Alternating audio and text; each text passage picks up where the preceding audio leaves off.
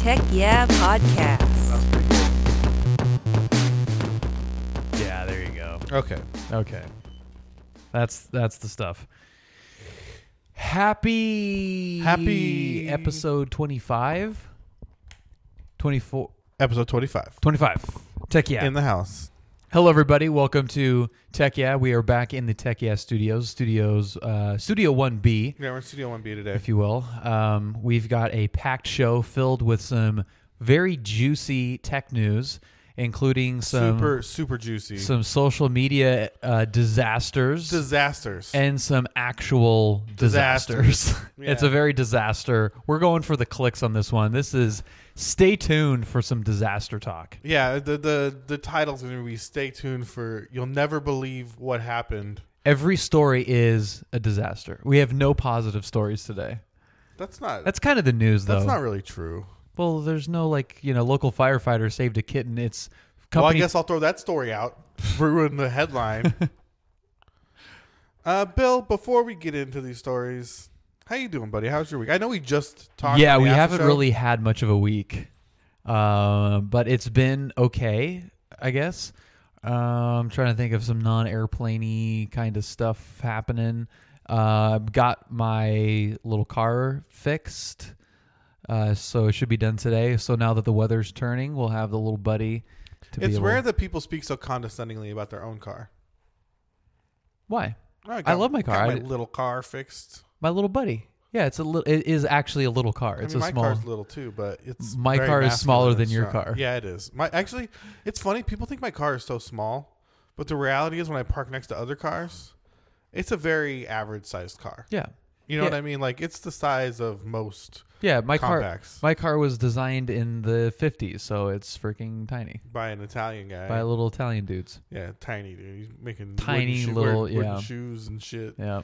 Making puppets. I don't know why he's Geppetto. I don't know why. All Italians are pretty All much Italians Geppetto. are Geppetto. Okay, that's cool. I mean, yeah, it's funny because we did the after show just a couple days ago, so we don't have a lot of like. I could make some shit up. Make one thing up. Actually, I don't have to make anything up. We had Tekken Around yesterday. Oh yeah. Twitch stream, which was actually a very fun one. You and Trish both married. The chemistry though. We had some chemistry going. Yeah, We had some fireworks over There were there. some on-set chemistry. Mm-hmm. There were some sparks flying. That's but good. It's good for content. You know. I feel like I've been hard on her in the past Yeah. on some of the streams that she's been on, so I kind of wanted to reverse that trend a little bit.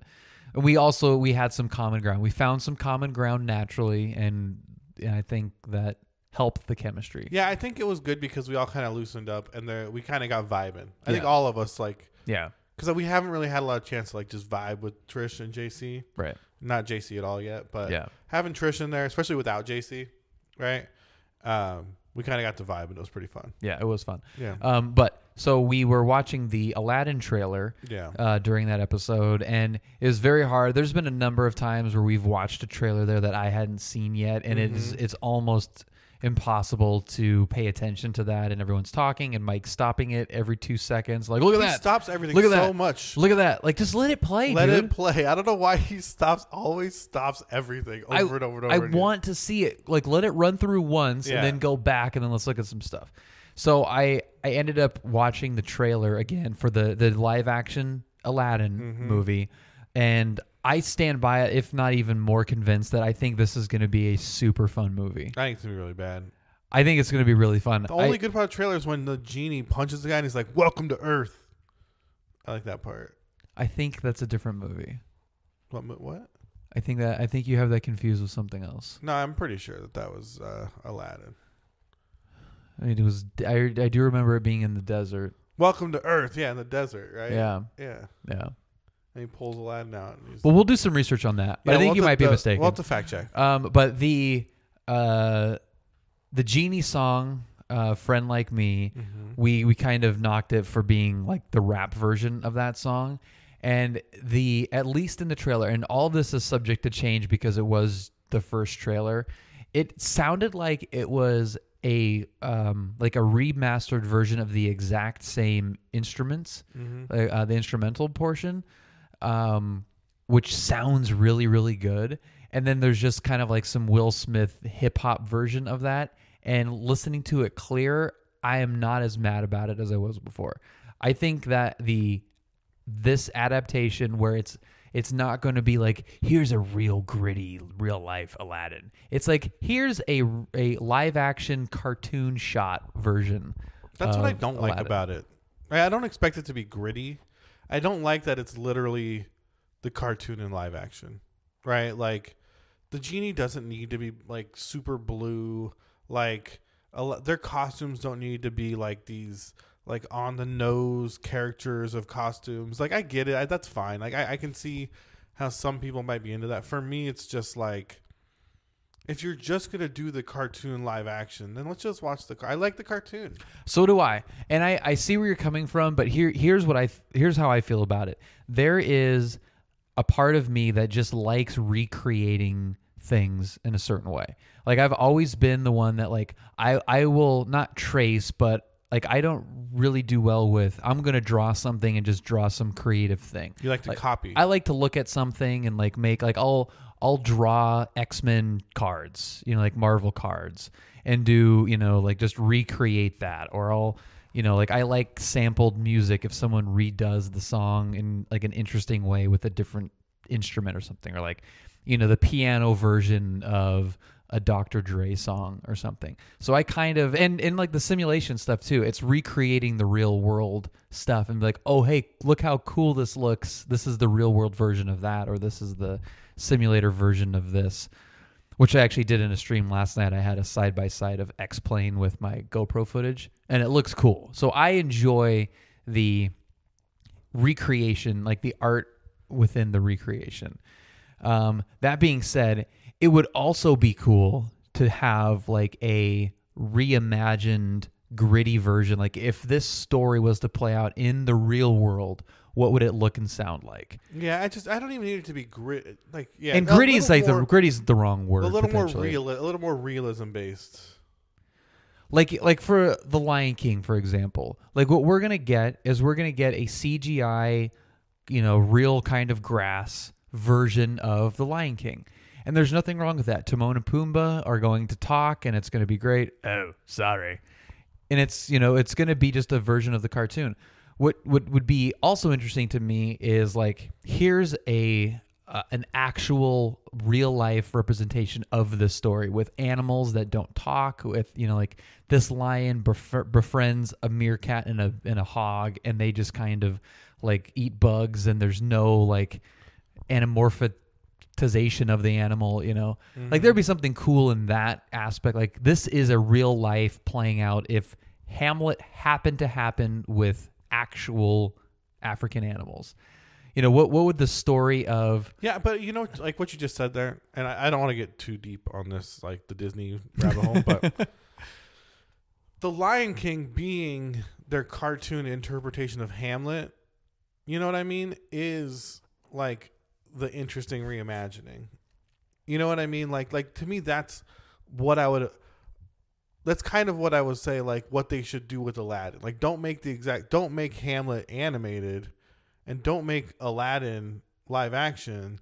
Like, find a different way to tell that story that works well in a live action, like with live characters, right? Correct. And I think that's just more interesting to me. But yes, it's because it actually is more interesting. What Disney's doing is banking on what worked 20 years ago or 25 years ago and repackaging that for a new generation in a way that is actually different, versus we just redid the cartoon. Yeah.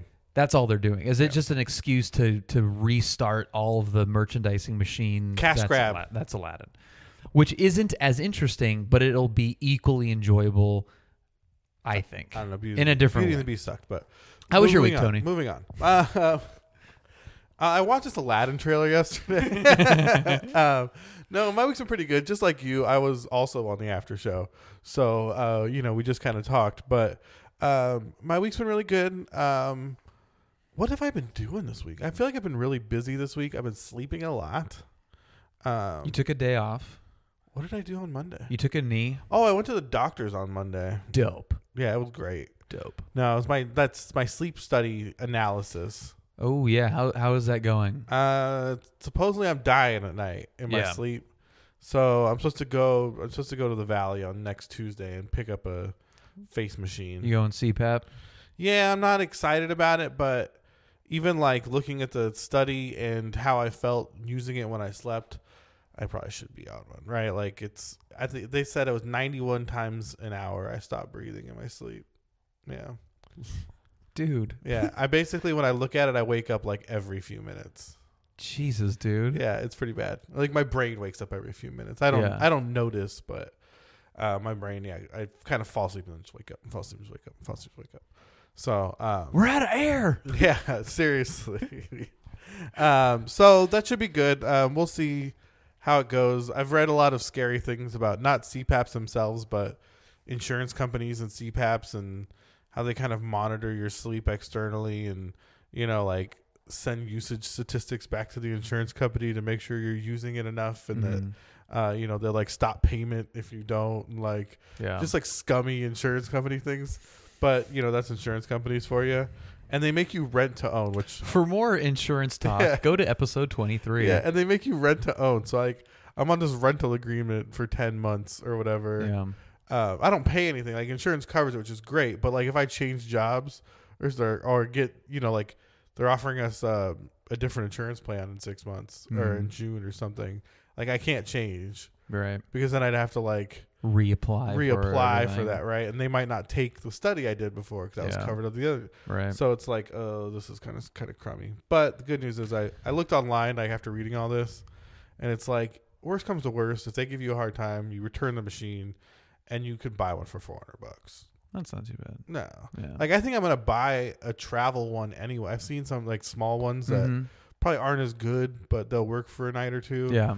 You can give like $200. Yeah, that's pretty You know good. what I mean? So it's That's like if you're pretty good. going somewhere or whatever. I'm saying. Well, hopefully it improves your quality of life. I hope so, right? I hope so. What else have I been doing? Talking to a lot of honeys on Hinge right now. A lot of online dating. Bro, I got them stacked up right now. Dude, it's been a good week. Dude, dope. It's been a good week in the Hinge world. I'll tell you Nice. that. Yeah. Yeah, real good stuff. They better be like really into Bane or like Batman stuff if you're going to be masked up. Yeah, I actually... It's funny because the mask I used in my study they gave to me, which is like a full nose mask with straps behind your head. So when I ordered mine, they offered it to me on my study, but I was like, I'll just use the regular mask. But it's really just like it's like a nose cap, like it just goes in the front of your nose. And Yeah, it's a okay. single strap behind your head. Yeah. So it's a lot less Sleek, dude. It's a sleek It's model. It's pretty the ninja. sports car yeah, of it's a sleep sports apnea car machines. of sleep apnea machines. So I actually ordered one of those because I was like, I got the big one at home. If this doesn't work, I can just use the one I got at home. Yeah. So hopefully I'll be a little bit more, a little sexier with my sleep That's apnea. hot, dude. That's hot. I'm honestly excited to just not snore. It's like great.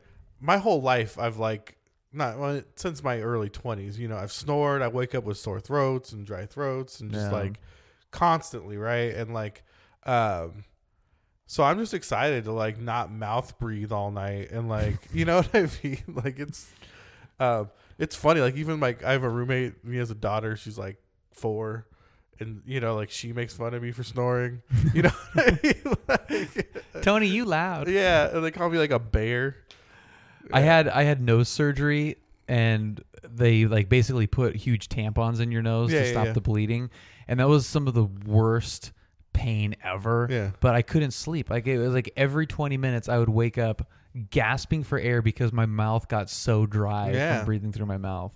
Yeah, like I wake up and just start like coughing, right? Because it's so dry that you get like that tickle at your throat. Yeah, you're just like, and you just can't get. Okay, we don't have to talk about that too much, but yeah. So that's what my week's been. I'll update you guys next week on how my sleep's going. Since that'll start Tuesday night. CPAP watch. CPAP watch. Yeah, we'll do the CPAP cast. What was I saying we should do a podcast on yesterday? Oh, was it Disney movies? No, it was something. Some dumber, actually. It was something dumber and more specific, and I don't remember what it was. But whatever, we don't have to go. We'll check the VOD, We'll check the VOD. and get back to you. Yeah, we'll check the VOD. It was something stupid. All right, so now it's time for the news time. The bad news time. This is where you do the old timey news guy Oh voice. yeah. Attention everybody, we are now entering the technology news portion of the program where Tony is going to read from a piece of paper that he printed out from CNET. Take it away, Tony. This is from Engadget. I'm sorry, Engadget. Thank you. I stand corrected. Thank you very much. First story, and actually it's from the AP, A.G. Dillinger. Facebook's massive outage was the result of a server configuration change. Whoops. Facebook and Instagram were down for the better part of the day Wednesday, and now we know why. According to Facebook, the outage was the result of a server configuration change. The social network giant said the issue has since been fixed and all of its products and services are accessible once again. We're very sorry for the inconvenience and appreciate everyone's patience, the company said. Here's their tweet. It's like we're sorry for all the inconvenience and the fact that the suicide rate plummeted during this time. Mm-hmm. You all were much happier. So I'm going to read their tweet, and then I don't need to read the rest of this, but yesterday resolved server configuration change. Many people had trouble accessing our apps and services. We now resolved the issue, and our systems are recovering. We're very sorry for blah, blah, blah. It was out for 13 hours. Yeah, like it's funny because That's a beefy outage. I was trying to schedule our after show video, right? And I actually wanted to boost it, so I was trying to pay some money into the ad system. Yeah. And I just kept getting these weird errors trying to push it up to the ad system, like first thing in the morning. Yeah. And was because it's weird because like some of the stuff worked, you know, like That's what I noticed too. Yeah. Like Instagram stories were still working okay. Yeah. It seemed like. but it's like I couldn't push this ad. And then this morning I woke up and it's like your ad's been approved and it was running. And I'm like, I didn't want it, you know, like Yeah. I actually didn't want it to run because I wanted to change the audience. But whatever, it was a $10 ad credit I used, so it's not the end of the world.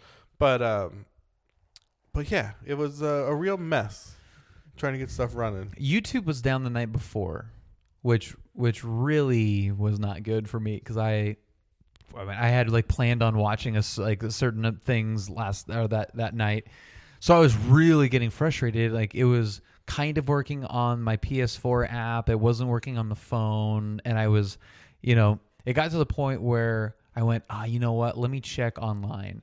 And of course, you go online, and like Twitter is usually always trending with that kind of crap. I mean, heaven forbid Twitter goes down, because then you'll never know what's down. Yeah, how are you gonna know it's down? Just look for a YouTube video. Yeah. So I checked it, and it did say that YouTube was experiencing issues. And then the Facebook thing happened. Facebook Instagram thing happened yesterday, which I kind of thought was connected some way because obviously the companies are not connected, but it just seemed like it was, too coincidental that they were both out. And like you were saying, it was kind of intermittent. It wasn't really like a full outage. It was just like core features were not working. But I would love, since this is kind of wrapped up, I would love to see somebody do a study on what the actual effects were with people during that time. Yeah, I mean, also I'll be honest, like, and I think for a lot of people, like Facebook's become such like a non-platform for me. I don't go on it at all. I use Facebook Messenger more than I use Facebook. I guess I use Facebook now because I use it for our podcast. Mm-hmm. But outside of that, like I use Messenger because I have certain social groups that we just are all in these Messenger groups and we chat on there. But outside of that, I never post direct to Facebook. No, yeah. If anything, it's an Instagram post or a tweet that I push to Facebook. Forward to it. Yeah, that's the only thing I do. I feel like I have a Facebook just so my dad knows I'm alive. Yeah. You know what I mean? Like, it's weird. But yeah, I'm interested too. Because I know there are still, especially I think people that are just a little bit older than us, like people in their 40s, Mm-hmm. I feel like they're kind of like prime Facebook users right now. I feel like younger people have all abandoned the platform. People our age are kind of a mixed bag, but people a little bit older than us are still kind of too intimidated by Twitter and Instagram and are like all in. Because those are the people I see like all the politics posts from. And, You're right. It is that like 40s to... just like in just the 40s. Yeah, late 30s to like 40s. Yeah. It seems like I get a lot of those just like. Yeah, so if you're born like between 70 and basically like if you're born in the 70s, you're probably heavily on Facebook. Yeah, it's like those people that like the last wave of spam email people that would send you the forwards. You know, those people found a real home on Facebook. Yeah. But I mean, I don't know how you would do it, but I would love to see what the internet traffic looked like during that time. Like if internet traffic in general went down, or if it just was displaced by something else. Like if people just went over to Twitter, or Yeah, did something else. And it's just so crazy that a company like Facebook would run a routine test and put down their system for 14 hours. That's a real yikes moment. That is really yikes. Yeah, that's when you said like it was something that they did that broke it. That's even more worrying than if it was like a security thing that they just had, like they saw someone trying to gain access and they shut it down, or somebody did shut it down for them, or some bug. Yeah, you would assume they got like DDoSed or something, right? Yeah. Like it was some botnet attack and they just had to like shut it down so they could get the traffic under control and sort it out. But to be like, oh yeah, we just pushed the wrong button, loaded up some bad code, and now there's no Facebook for a while, For 13 hours, for dude. I mean, 13 that hours. has to take a hit to the pocketbook. Oh, for sure. I think every minute they're down, there's, lost ad revenue. Yeah. 13 hours is quite a bit. So I have my Twitch channel, my YouTube channel. Those are the two things that I really pay attention to and focus on and try to grow. And I know you don't pay all that attention to the stuff. Tech Yeah channel. I pay a very close attention. I don't know. I to sent you a Tech Yeah video earlier in the week, and you didn't even respond to me. Because I had issues that I had to work out. I added all kinds of edits. It was all kinds of beautiful. cuts. I added the Price is Right losing noise. Yeah, if you guys haven't seen the episode 24 post-show video, go to youtube.com/techyeahpodcast. I had pictures of all the actors. You did a great job, Tony. I added the movie posters for all the movies. Which was fantastic as well. And then you just didn't have anything to say It was about beautifully it. You didn't have produced. anything to say about It was beautifully produced. If it was on the Bill Ferrelli Fly Guy channel, you would have been like, oh, it's the best video ever. I pimped it, dude. I pimped it. Okay, but anyway, so those are my main focuses. But I do have an Instagram that I like to post every day. Some. I used to post a lot on Instagram. I've really kind of fallen off. Yeah, it takes. I mean, you got to just be disciplined. I mean, if you want to call it that, like it's anything important to post every day. But I try to because I just like I take a lot of cool pictures that I like to share and just kind of like a fun thing to do. But the fact that it was down, I put my phone to the side and just like didn't care all day. Yeah. And it was mainly because, and I will admit this, because I knew that it was down for everybody. Mm-hmm. As I think that's a lot of what drives that compulsion, is that even though we have the ability and the self-control to put the phone down, because we don't really need to go on that, but it's the fact that that we know everybody else is. Everyone else is posting stuff. Everyone else is looking and browsing and whatever.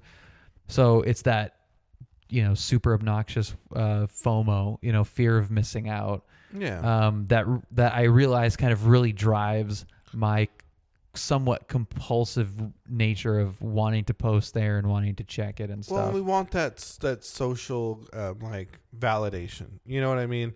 Like I feel like even more than FOMO, I don't care if I miss somebody else's post, but if people like my post, you know what I mean? Well, that's what I'm talking about. Saying, the fear of missing out on potential interaction with your stuff. The validation from people just being like, you do things that are cool, and you're like, yes, I do things that are cool. Mm-hmm. You know what I mean? Like that feeling is like so intoxicating, and it's definitely not good. I could only imagine if you're some young person, 19-year-old girl, and like you post a innocent enough but somewhat a revealing photo, and you get 1,000 there's likes. a comma. Yeah, you get 1,000 likes on it. You're just like, oh, like I don't know if I want to be this person, but this feels so good. Like, how do I, you know what I mean? Like, I don't know how you rein that in and are like, no, this isn't me. I don't need to do this. I just start taking more pictures. Oh, God, I'm going to do that again. I got to get the best ones, right? Like, here's me eating yogurt and drinking a milkshake and eating a hamburger and watching Netflix. It seems like the generation that really is into that was was raised in an environment where everyone gets a trophy and everyone's like, find out what you love and do that. Mm-hmm. So, he's like, well, I love eating. So I'm going to go to restaurants and take pictures, and I've seen people online make money by going to restaurants and taking pictures of food and being an influencer. Like, that's my passion. That's what I want to do. And, I think like what you said, where like never receiving personal recognition for your achievements, you know what I mean, makes it all the more powerful to receive recognition in social media. You know what I mean? Like when you've always been kind of like, oh, we all sort of win, so whatever. And then you post something and you get 10,000 likes and your friends aren't getting 10,000 likes. You're like, oh shit, I'm fucking special. Yeah. You know what I mean? I'm amazing. Like I'm it.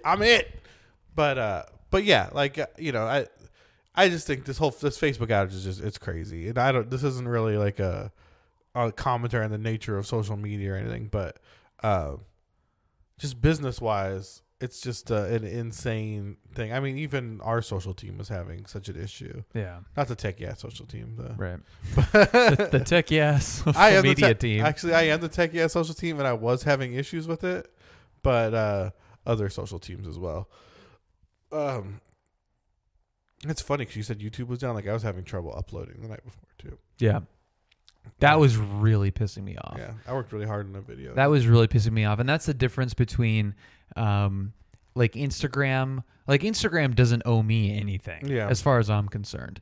And not that I think I'm again under any delusion that YouTube owes me anything, but I do make content and post it on YouTube, and it was unmonetized for so long. And even being tiny monetized, like, they're still making money off of the crap I upload and run ads on.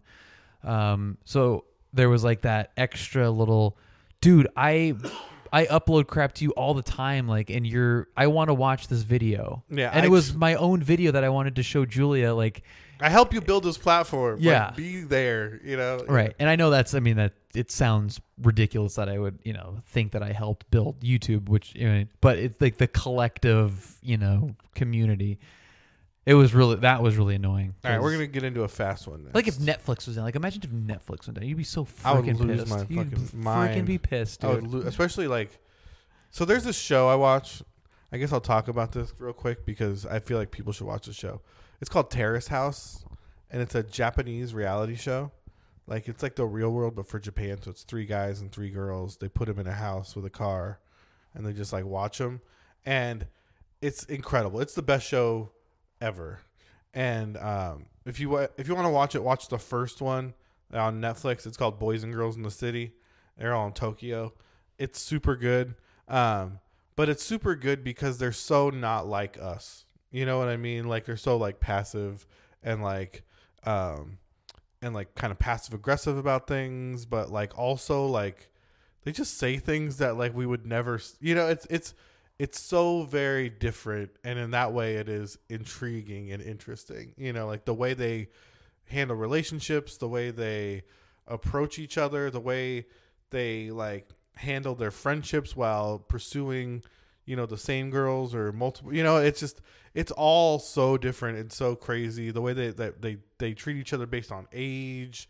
It's such a glimpse into like real Japanese life. You know what I mean? I think we all think we have this idea that, they are just like us in a lot of ways, but it's also like so very different. And it's so very different in very like, in like very, mundane ways, that's what's so interesting. Super fascinating culture. And these shows are just intriguing, right? Like so. But yeah, if the new series just came out like this week. If Netflix was down when that came out, I would lose my mind. Yeah. Like, I would jump through a window or something. Yeah. I don't know what I would do. Well, we're so used to like making plans. Yeah. Like, okay, I'm gonna come home. I'm gonna go to the stores. I'm gonna make dinner. I'm gonna sit down. I'm gonna watch this episode. I'm really excited to see this. And then it's like it doesn't work. You're like, what is happening right now? The day the show dropped, my friend texted me and she's like, "The show dropped. Watch the episodes. We're getting Japanese food on Saturday." Right? Like, you know what I mean? Like it was like immediately like, like planned around like this Yeah, show. and so you get excited for it, and then Yeah. if that's not able to happen for an unknown seemingly reason, That's some FOMO right Yeah. there. All right, real quick, next story. This is gonna be a short one because there's not really a lot to discuss. But I think I just saw it on. It was really interesting. This is from Richard Lawler at Engadget. MoviePass day-to-day leading exec resigns after a few months, as its parent company revealed Q3 revenue was lower than reported. In December, MoviePass closed out a turbulent year with new subscription plans for moviegoers and a path to profitability, all with the new exec Khalid Itum, ITUM, taking over day-to-day operations. Now reports have surfaced that the Itum this is poorly written. That Itum has resigned as a business I'm insider. glad you read the name of the journalist. Hey, if he's gonna write that's on him. As Business Insider notes that 3 other managers also left recently, and Variety cites sources claiming Itum had been largely absent in recent weeks. The company confirmed Itum's departure, as well as other execs jumping from full-time to contracted roles. With CEO Mike Lowe apparently retaking the leadership role, the situation is looking as troubled as ever. Just this week, parent company Helios and Matheson Analytics told investors that a material weakness relating to subscription management existed, causing it to overstate revenue by several $1 million in the third quarter. That's because it was counting money from subscriptions that were suspended because the company hadn't opted into MoviePass's new terms. This doesn't seem like a great revelation for a company under investigation for possible fraud. Now, I do understand how metric issues like that happen, where you're counting subscribers, but it's like, oh, these people haven't taken this last opt-in step, but we counted them as subscribers. That's stuff that like we work in a big company. That kind of stuff happens all the time, where you got to kind of retroactively adjust to it. But yeah, I mean, were you into MoviePass? I didn't have one, but I was very aware of them. I got in when it first hit, first day, signed up. It took like a month to get my card because they got hammered. But then, I was watching movies. I was having a good time. I saw a bunch of movies. I'd go watch a half a movie. Like, I was seeing some movies for a little while, right? But This is a prime case of, oh my God, I want this to be true. Because when I had 2 initial thoughts when I was told about this was, oh my God, that's amazing, and holy crap, that's never going to last. Yeah, I mean, I think there's sustainable models for it. I think the issue is not at that price, dude. I think there are at that price. I think there's things they could do at that price to make it happen. Because the problem is that studios need to be willing to participate in that, right? I think as we've seen in video games and in television, right? You could, as long as you guarantee your monthly money, there's deals to be made. Right? Subscription-based businesses are rocking it right now. And a value, right? Netflix is $15 a month. Yep. You get a lot for that $15 compared to like what you would get with cable. Yeah, compared to cable, for right? sure. I could see a MoviePass that worked. The problem was that it was this kind of, and it's probably what has spoiled it for future endeavors, right? Is that it wasn't done with the blessing of the studios or the theaters, right? It was kind of this third party, like, we'll just pay for it. And then once we got everybody by the balls, we'll tell theaters they kind of have to, they kind of have to participate, which didn't work, right? And like moving the goalposts constantly just turned this into a nightmare, right? Like no one knew what they were actually paying for after 3 months when they started changing, like, oh, well, now there's some movies that just aren't available. And it's like, how can I plan for that? Right. And now you can only go on 3 days a week. It's like, well, how can I plan? Well, now you get 2 movies a month. It's like, this is not what I signed up for at all. Yep. And so it's, not surprising. I guess just not surprising is the answer. Not surprising in the least. Like, I'm surprised that it lasted this long. Maybe it was like 2 years ago, I want to say, something like that. Yeah, I think it was. It doesn't say on here. But I mean, I remember it like maybe the fall of 2017. It was for late sure 2017. Yeah, it was somewhere. It was in 2017 that I remember it. But again, wanted that to be true. Wanted that to work. But there's just there's no way. And you can say, okay, well, if you're the movie theaters, get them in the door, get them to buy your popcorn, your I bought a lot more soda. popcorn when I used MoviePass. Yeah, because it goes from being a $30 night to being a $15 night. Yeah. You're like, I'll go to the movies for $15 and have go get into a food coma, Crush some popcorn. crush and some just chill out. popcorn and some Red Vines or whatever.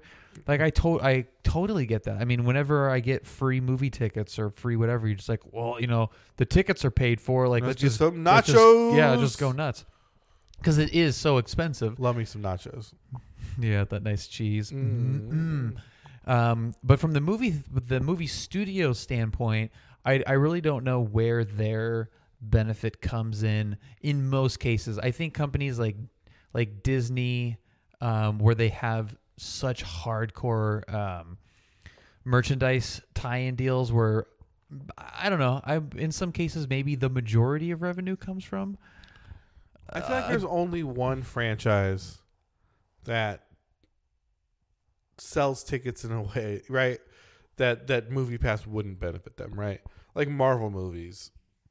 Like Star Wars isn't even that way anymore, but like Marvel movies are sold out for a couple weeks, right? They're selling every seat in the theater, right? Like yeah. But if you're not selling every seat in the theater, then I think, that there is a benefit to having subscribers able to get those seats.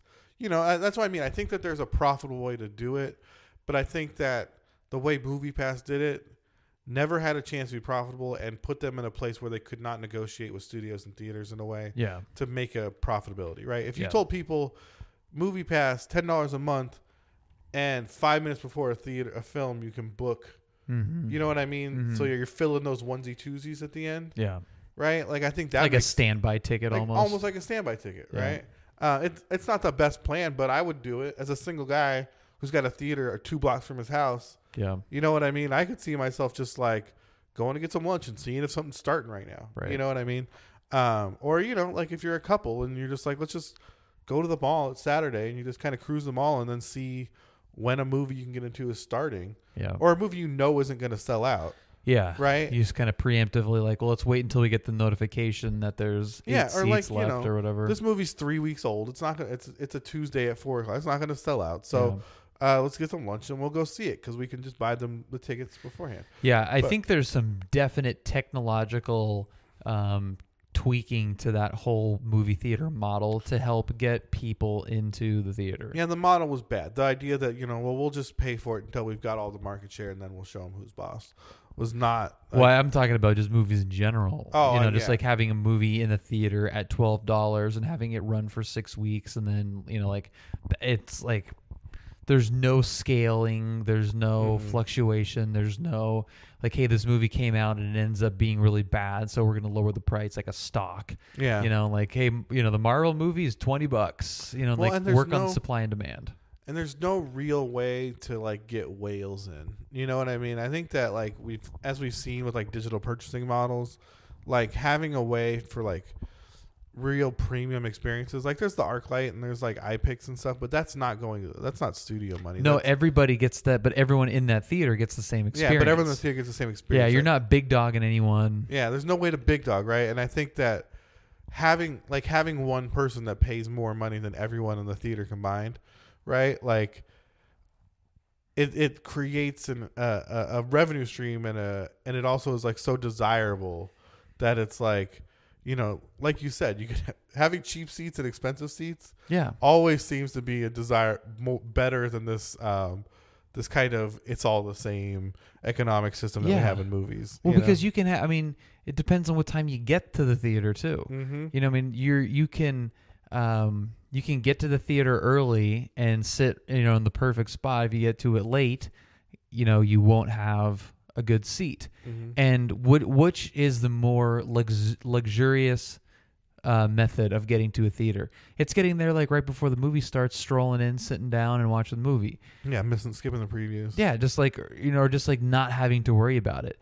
But you get a less premium actual experience once you get there. What if they had luxury boxes for theaters? Well, I just think they should scale the I'm just seats. saying where you could like stand up and order drinks and have food service and chit chat. You know what I mean? Like it's just a glass soundproof wall in front of you. You're just like talking with your friends and the movie's playing in the background, right? You can like rent it all day. Like, you know what I mean? I mean, ultimately, I think this is all this stuff is going to pretty much die at some point. It's all coming home. It's all going to be done in house, meaning your house. In your house, like literally in house. Yeah. In home. All right, Movie Pass sucks. That's that story. My last story, I think Bill might have one for us, but we're doing okay for time. EA reportedly paid Ninja $1 million to stream Apex Legends. It's a gigantic amount for a relatively short amount of gameplay. This is from John Fingus. This is at Engadget 2, I hope. It's no secret that EA paid top streamers to promote and to some extent influence Apex Legends. But how much did those streamers make? In one case, it might have been quite a lot. A Reuters source. It's Reuters. I don't know why I couldn't say it. I got there eventually. Yeah, we made it. Claimed that EA paid Ninja, a.k.a. Tyler Blevins, a cool $1 million to play the game on February 5th. First of all, he totally looks like a Tyler Blevins. He is a Tyler Blevins. He might not have been obligated to play for long either. An EA spokesperson told Kotaku that any streamed gameplay after midday on February 5th was completely organic. That is, they wanted to keep playing. That's a large amount even for Ninja. He acknowledged to CNN in December that he was making $500,000 per month. More on a good month, but that's split between Twitch, YouTube, and sponsorships. This was twice as much for a single Twitch stream. It's not certain how much other streamers were paid, although the initial wave included prominent broadcasters like Shroud, Michael Grez. I love the guy and I can't say his last name.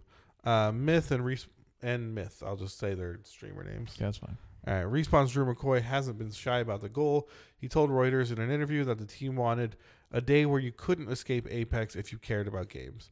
It's a classic media blitz just on a live streaming service instead of TV. Still, the amount shows just how important live game streaming has become, at least in the Battle Royale genre. Rather than opt for conventional media campaigns, companies are increasingly willing to spend millions ensuring their games dominate Twitch and similar services. That does raise concerns about streamers disclosing their payments, but it won't be surprising if this marketing tactic becomes more and more complex given how successful Apex Legends is. If you don't know, Apex Legends is a video game. It's called a Battle Royale game. A set amount of people jump into a play space and fight each other to the death. Last man standing wins, or last group standing wins in this case because it's 3-player groups. Ninja is an extremely popular Twitch streamer. Twitch is a place where people play video games on the internet for other people to watch. Bill is very prominent on Twitch. And Ninja is probably one of the largest people, probably the top 3. And he plays a game called Fortnite, another one of these battle I'm a close royale second. games. Yeah. Bill's a close second. Bill streams flight simulators. If you're interested, check him out at Bill4LE. Crazy to get $1 million for a few hours, 5 hours or so of gameplay. I misrepresented these news stories at the beginning as being all disasters. This is far from a disaster. Yeah, that's what I was saying. This is really good. That's why I was saying they weren't all disasters. Yeah. Number one, this is a really smart move by EA. Yeah, I thought so too. Because traditional marketing is becoming such an over-bloated, untraceable, just like an antiquated way of getting your message out there. Yeah, me and Bill both work in marketing, and we will both tell you that if you give us your money, we will tell you a story that sounds successful. You know what I mean? Like every marketing channel is like, no, but we got 2.5 million impressions. Like, that's great. We did great. Yeah, good job, team. Yeah, good job, team. We nailed it. Yeah, it's not about revenue. It's about the impressions. Yeah. No, but think of all the engagement we got, right? Lots of engagement. So just by putting a TV ad of Apex, running on ESPN or on, Adult Swim or whatever, that's going to cost you at least that much and probably more depending on, how long the spot is and how many buys you get. With producing the spot and then buying the spot, you know what I mean? Probably more. Yeah, it's probably going to be more. Yeah. Maybe not. I mean, because $1 million is a lot for a day's worth of exposure, but you really underestimate if you're a company or a marketing firm or whatever, you're underestimating the impact of these personalities that are on streams, that are on YouTube channels. There's a reason why, and I hate the term, but there's a reason why they're called influencers, because these are real people that are in front of like-minded potential customers that will hang on their every word almost. And I mean, I think the thing, if you're at all familiar with marketing, right? They always refer to marketing as like a funnel, right? Where it's like top funnel activity would be like showing a commercial, right? And like mid funnel would be people that make an action on that commercial, right? And then bottom funnel would be people that are like converting a purchase from that commercial, right, all the way down. And I think the problem is people think people think of streamers as top funnel, where really the reality is they are mid to low mid funnel, because they have an engaged audience that has already taken an action to view them, right? And that is really just that really will convert directly from their words. Yes. You know what I mean? And so you think about it. I think Shroud had like 100,000 people viewing. I think he was actually the biggest when Apex launched. And you think, 100,000 impressions isn't that much. You're going to get like 3% click through, 7% click through. That's 7,000 people, whatever. It's like, no, like you're going to see probably 60% of these viewers play this game. You know what I mean? Like an absurd amount of retention will come from people that view these streams. So it's like $1 million well spent. Very well spent. And here's the other side too, is it's more than 100,000 impressions over the lifetime or as a result of this. Yeah. Like if you just pick Ninja and you say, just clean slate, Ninja today is going to play Minesweeper, and he's going to stream Minesweeper for 5 hours. Yeah, he won't play Minesweeper. Pick a game. Pick just like a random game. Burger Time. He's going to play Burger Time for 5 hours. Okay. Like that. Ninja's going to play Burger Time for 5 hours. It's not just the people that are watching Ninja play. It's the other streamers that are not at his level, but still have a following where, maybe 50, 30, 10,000 people are watching that see Shroud playing Burger Time. Yeah, you said Ninja, but Shroud's fine. Ninja, yeah. That see the big streamer playing that game and go, I need to be doing that too. I have to ride this train. Yeah. I'm going to get on it before all the other lower guys get on it. So now you're going to have, a couple dozen of the top streamers streaming Burger Time, and now they collectively might have millions of people watching. It's literally a deluge of people. Yeah. From this one source. Yeah, that game is now trending. So now I want to play the same game that Shroud's playing. I want to play the same game that Ninja's playing, and it just even if they don't really care. Even if they're just like, I have already played that game, or it's stupid, or I don't know what this is, or this isn't my kind of deal, they're still going to play it because they're chasing that, social media engagement. Yeah. They're just following that trend. Yeah, I thought their marketing on this game was just great. Like, it helps that the game is good. Yeah, but they shadow dropped it. They didn't announce it ahead of time. Literally the day before, they're like, we got a game coming out tomorrow. It leaked, so that's how we knew a game was coming out tomorrow. They got these streamers to all play it on day one, and we're like, game's out, play, right? Yeah. And so people just saw this game show up out of nowhere on Twitch that the biggest people on Twitch were playing. And they're like, you can play it immediately. Like, jump in.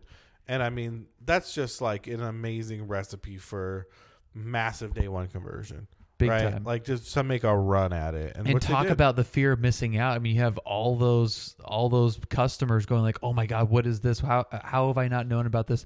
How does Ninja know about this and I don't? Like, I have to play. I want to be a part of this. Yeah. It's huge. It's a big thing. I mean, then it was a good game, so then they're hooked, and then you're done. And you're good to go. I do think they're a little slow to update the game as far as adding new things for people to spend money on, but that is neither here nor there. Crazy. There's just crazy money to think that streamers are at that level. Like, I think I could get LeBron James for less than $1 million right now. Yeah, if you had a house party and you wanted LeBron to show up even for all day, off season, you like LeBron. You busy on Saturday? No. Cool. Here's $400,000. He'd be like, I'll be there. Yeah, I'll be there all day. I'll be at your barbecue all day. Want me to bring drinks? Yeah. Like, What do you want me to bring? What do you want me to bring? Yeah, I mean, I guess maybe for like a TV spot, you might have to pay him that kind of money.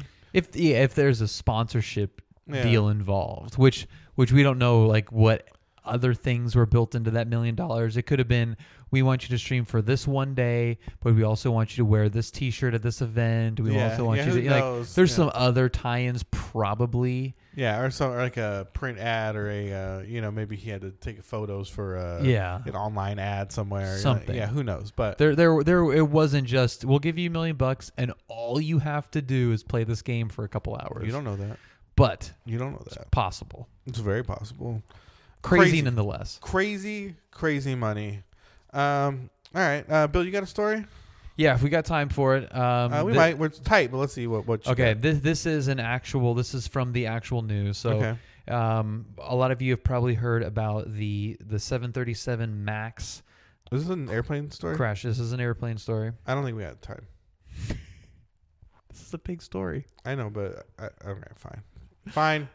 All right. Let's hear it. Let's see what you got. So there was a crash of a 737 MAX from Ethiopian Airways, and it was kind of weird over the last few days. I can't recall when the crash actually was as we record this, but it's been going on. The story has been this week, so it's been Monday, Tuesday, Wednesday, and Thursday today that this story has kind of been evolving. I want to say the crash was over the weekend, so a lot of the news was coming on Monday. And the Ethiopian Airlines grounded their fleet of MAX aircraft. Then the Chinese government grounded their, all their airline fleet. I feel like my last flight was on one of these. Was it? Are you sure it was a MAX? It was a MAX. Yeah. So I remember it saying MAX on the. Yeah.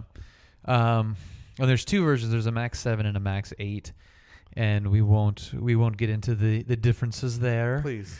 But needless to say, there was like this like domino effect of all these countries that were grounding their fleet, and the U.S. was one of the last holdouts, and for sure was the biggest country to hold out.